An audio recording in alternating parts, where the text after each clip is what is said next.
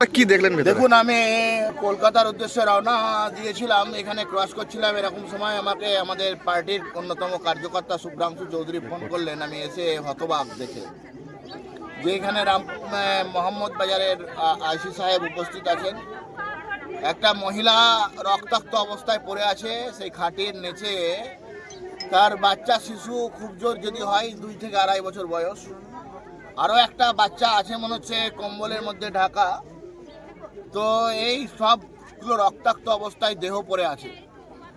আমরা এতদিন পর্যন্ত জানতাম যে পশ্চিমবাংলায় মা বোনেরা সুরক্ষিত নয়, কিন্তু অত্যন্ত দুর্ভাগ্যের বিষয়, আমি হতচকিত অবাক আমি যে এখানে একটা শিশুও নিরাপত্তা নাই।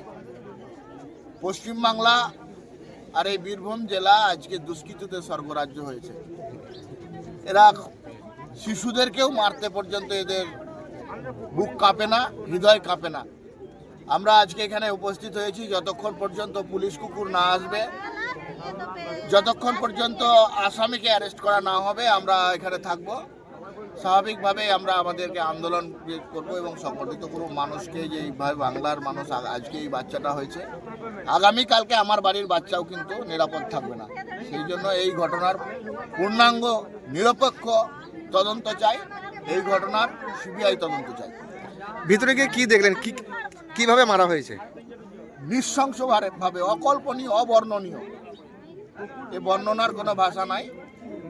এরা অত্যন্ত দুঃখজনক, মর্মান্তিক ঘটনা, লজ্জাজনক ঘটনা। এ মধ্যযুগীয় বর্বরতাকে হরণ করবে। মধ্যযুগে এই ধরনের ঘটনা হয়নি। এত মানে দুগ্ধ শিশুকে রক্তাক্ত অবস্থায় মারা, এ কোন রাজ্যে আমরা বাস করছি? কজনকে মারা হয়েছে এখানে? বডি দুজনের দেখা যাচ্ছে, অনুমান করা হচ্ছে ভিতরে কম্বলের ভিতরে আরো একজন কেউ আসে। টোটাল এখন পুলিশ প্রোটেকশনের মধ্যে বডি আছে, সেই কারণে বাকিটা তো বলা সম্ভব নয় না দেখলে। তবে মনে হচ্ছে যে আর একজন ভিতরে আছে শিশু।